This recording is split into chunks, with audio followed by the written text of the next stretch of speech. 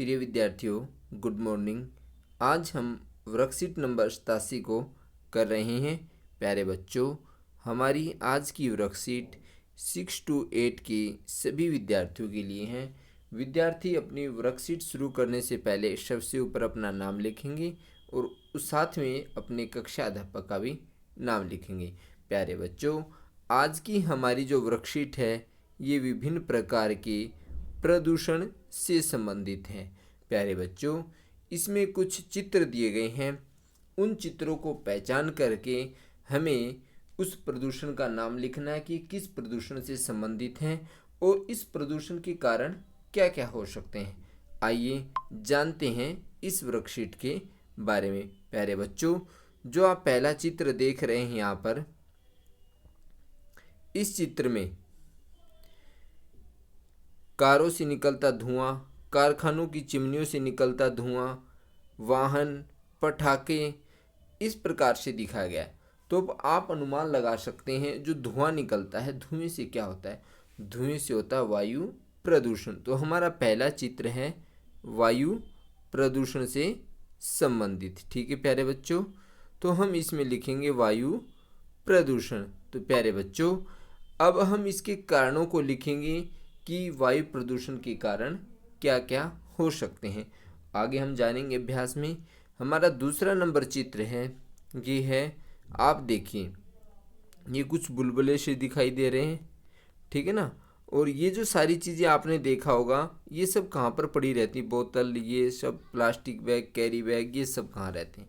अक्सर हम पानी में डाल देते हैं। तो ये जो दूसरा चित्र है ये जल प्रदूषण से संबंधित है। किससे संबंधित है? जल प्रदूषण से संबंधित है।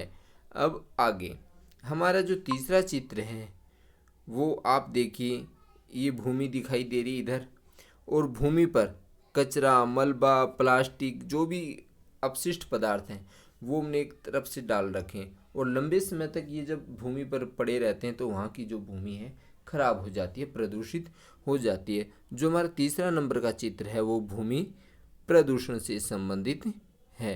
प्यारे बच्चों, अब हमारा अगला चित्र है, ये ध्वनि यंत्र दिखाए गए हैं, भोपू वगैरह। तो इससे हमें पता लग रहा है कि ये जो चौथे नंबर का चित्र है ये ध्वनि प्रदूषण से संबंधित है। अब हम जानेंगे इसके बारे में विस्तार से, ये अभ्यास है इसका। प्यारे बच्चों, जो हमारा प्रथम चित्र है वो वायु प्रदूषण से संबंधित है। किससे संबंधित है? वायु प्रदूषण से।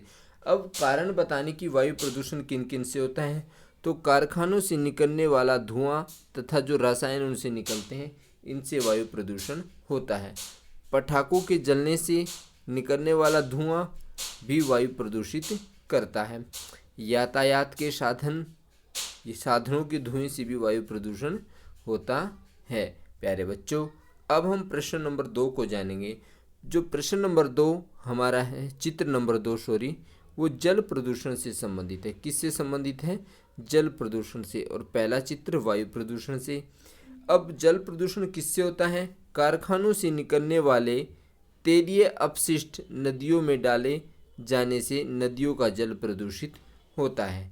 प्लास्टिक का सामान तथा बोतलें आदि जल में डालने से भी जल प्रदूषित होता है।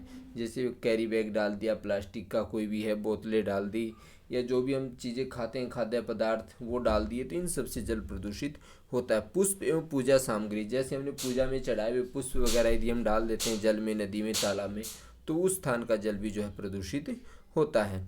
रासायनिक पेंटों से बनी मूर्तियाँ जब हम जल में विसर्जित करते हैं तब भी क्या होता है? जल प्रदूषण होता है। हमारा चित्र नंबर 3 है भूमि प्रदूषण से संबंधित, कि भूमि प्रदूषण किन किन से होता है। खेतों में अत्यधिक मात्रा में जब रासायनिक खादों का प्रयोग कर देते हैं तो भूमि कुछ समय के बाद खराब हो जाती है। रासायनिक मलबा जो लंबे समय तक, ये है मलबा, ठीक है ना, मलबा लंबे समय तक एक ही स्थान पर जब जमा रहता है तो वहाँ की भूमि भी जो है खराब हो जाती है। अच्छा, जहाँ पर उद्योग लगते हैं, भट्ठे वगैरह, वहाँ की भूमि भी खराब हो जाती है। अम्लीय वर्षा, शहरीकरण और अत्यधिक मात्रा में पेड़ों की कटाई से जो है भी जो है भूमि प्रदूषित होती है, क्योंकि पेड़ों की कटाई ज़्यादा होगी तो वहाँ पे मृदाप्रदन होगा, और मृदाप्रदन होगा तो भूमि प्रदूषित हो जाएगी, वहाँ की मतलब उपजाऊपन कम हो जाएगा, तो बंजर हो जाएगी वो। अच्छा, चित्र नंबर 4 ध्वनि प्रदूषण से संबंधित है। जो चित्र नंबर 4 है वो किससे संबंधित है? ध्वनि प्रदूषण से संबंधित है। अब ध्वनि प्रदूषण किससे होता है? जहाँ जहाँ ध्वनि मतलब आवाज़ निकलती है, जैसे शादी पार्टियों में तेज़ ध्वनि वाले साउंड से क्या होता है? ध्वनि प्रदूषण होता है। जैसे डीजे वगैरह बजाते हैं हम, परिवहन के साधनों से, जितने भी साधन चलते हैं उनकी आवाज़ से, उनके हॉर्न से, इनसे भी ध्वनि प्रदूषण होता है। आतिशबाजी, जो हम पटाखे वगैरह जलाते हैं उनके शोर से भी ध्वनि प्रदूषण होता है, और आतिशबाजी से तो वायु प्रदूषण भी होता है। विभिन्न प्रकार की रैलियों के साउंड यंत्रों से, जो रैलियाँ वगैरह होती है, जो चाहे वो नेताओं की हो, चाहे धार्मिक हो, चाहे सामाजिक हो, चाहे किसी भी प्रकार की रैली हो, उनमें जो तेज साउंड के यंत्र जो यूज किए जाते हैं उनसे बहुत ज़्यादा ध्वनि प्रदूषण होता है। तेज ध्वनि वाली गाड़ियों के हॉर्न से भी क्या होता है? ध्वनि प्रदूषण होता है। तो प्यारे बच्चों, आशा करता हूँ आप इस वर्कशीट को समझ गए होंगे। प्यारे बच्चों, यदि आपने चैनल को सब्सक्राइब नहीं किया है तो आप चैनल को लाइक करें, सब्सक्राइब करें और अपने दोस्तों के पास भी शेयर करें। धन्यवाद।